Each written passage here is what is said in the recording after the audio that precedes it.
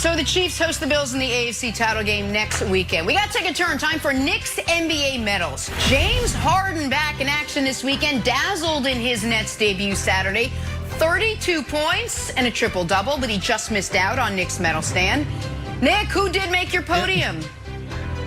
James, 9 turnovers is the reason he didn't make it. Very interesting weekend in the league. I'll be quick here. Bronze medalist, my large adult Slovenian son, 36, 16, and 15. He was pacing towards a gold, but cooled off in the second half, and they lost, so he gets the bronze medal. Silver medalist, another silver in a rare rarely you get a medal in a loss, but we're giving 2 of them today. De'Aaron Fox, 43, 13, and 4 in a great game against the Pelicans. Zion was spectacular. He almost made the medal stand as well, but De'Aaron Fox was the best. And then Brandon, gold medalist, the old Slim Reaper, 42 points, efficient, 42, 4, and 5. I actually thought he was better than Harden in that win over the Magic. He's been spectacular all year long. He's the gold medalist. That's right. Kevin Durant. That are your NBA medals from this weekend. Nick, I felt like this was the moment where you could have probably given the entire Brooklyn Nets team a gold. You got to think about what's happening right now.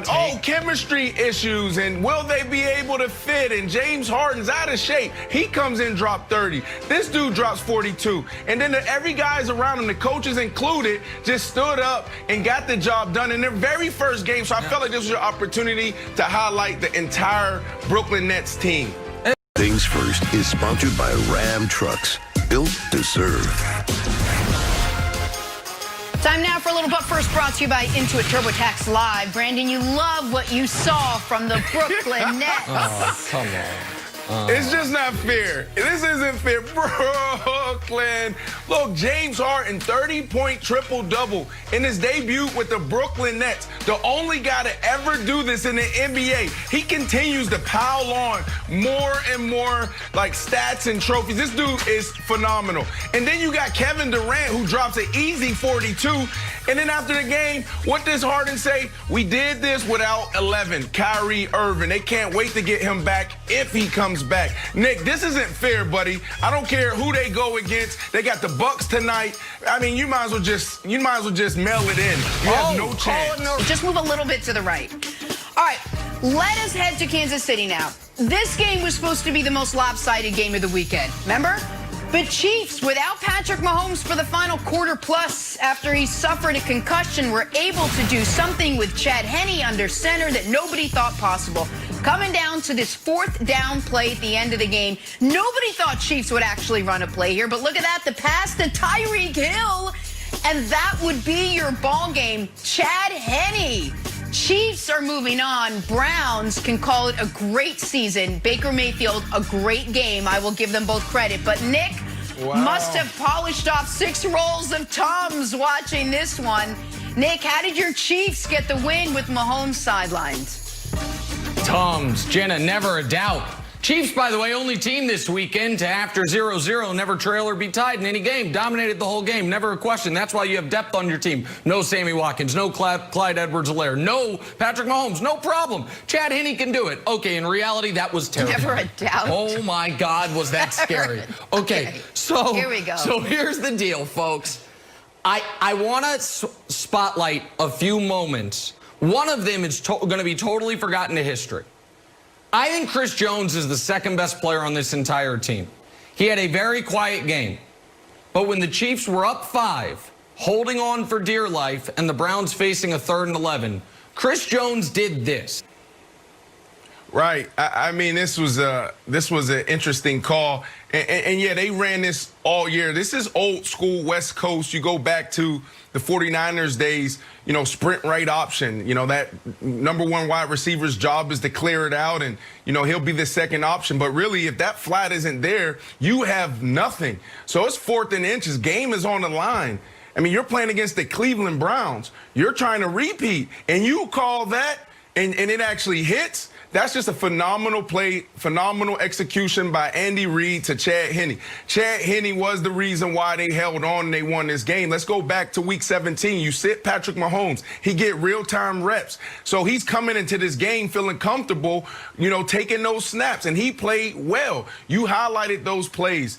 But you got to think about what we talked about, probably week 6, week 7 after they beat the Buffalo Bills Wilds. What did we talk about? Like, this team is a better team this year compared to last because they're a more complete team. They last year were just winning with Patrick Mahomes and how magical he was. Every time you turned on the highlights, this dude was throwing some type of beautiful pass, no-look pass, sidearm, left hand. And this year, they're beating you in the run game. They're beating you with other players. They're beating you on defense. Special teams is stepping up and getting the job done. So I wasn't surprised that they was able to hold on, Wilds, because this team is complete. Yeah, so they seem super confident in all aspects of the game. And Nick, I was surprised you were so worried. The first down play, this is just the play to get the 1 yard that they ran against the Dolphins. So I was like, oh, how are they going to run that play? I'm so surprised. I wasn't surprised. I was like, oh, they're going to run that little Dolphins play. So the fact that they ran it with Henne rather than Mahomes, I just feel like Andy Reid has confidence in the guys, just like Brandon said. And the fact that and Romo mentioned it too during the game, the fact that Henne played week 17, we all viewed it as a rest for Mahomes, was actually to give him some rep. Then, of course, Henne thinks it's possible. When we talk about preparation, you always got to be prepared for your life after football. Henne pulls a page from Wolford's book, Jenna. Going with the LinkedIn page. Yeah, I love it. Congratulations, Chad Henne. And a pretty obvious trick play here when Jameis Winston lined up as wide receiver. Surprise, surprise, guys. He's going to throw the ball. He's not out there to catch the ball. He's not Taysom Hill. So here's the thing. Brandon, great teammate. A little bit of an exaggerator. A little bit of an exaggerator. All last week he said, hey, I was in New Orleans and Sean Payton would be up till 4 in the morning writing with a quill feather, with a candles lit as he was looking at old CFL tapes from the 60s. Nope. This trick play was just from last week that the Saints got run. I said, you know what? That one looks good. It's like going to a store and buying the outfit off the mannequin. Yep, I'll just take that one. No reason to do too much thought. So, Brandon, I'm not saying you're saying a slight exaggeration, not saying it's a lie, but I'm also saying, simplest short path of resistance here. Just run the same play the team ran against you. That's what he's spending his time doing when he's up there till 3 in the morning. Copycat. All right, folks. Copycatter. Some gambling advice from America's favorite gambler, Nick Wright. Listen, I endorse and encourage gambling with the caveat. The caveat is, do not risk more than you can afford to lose. Consider it paying for entertainment. Any win is a bonus. Which is why I appear to have made a grievous error. Listen, folks, I'm very fortunate. I have a good job. I can afford to lose some money. I don't know that I can afford to lose my dignity. And yet, that is the situation I find myself in, thanks to not taking Wild's or Brandon's advice. Jenna wanted me to go through with this. She actually has asked if she can socially distant come over and participate. I purchased the mustard. But I now am staring at this fate Wednesday afternoon. So congrats, Bills Mafia.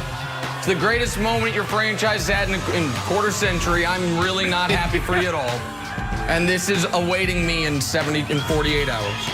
God, dog it, I'm done. Wow. Well, Nick, that was my favorite moment of the weekend. That was my favorite until I saw this. Lamar Jackson leaving Orchard Park, walking over to sign some autographs for some fans, and not just a regular piece of paper, what appears to be a clipboard that someone is trying to snake through some barbed wire. Lamar Jackson in open-toe shoes in Buffalo at night. He just lost the game. He was knocked out, suffered a concussion. Ravens are done for the season. He's obviously hungry and cold. It's dark out, and all he wants to do is get on the plane and go home. But he walks over and he spends the time with these guys. There were Ravens fans and some Bills fans.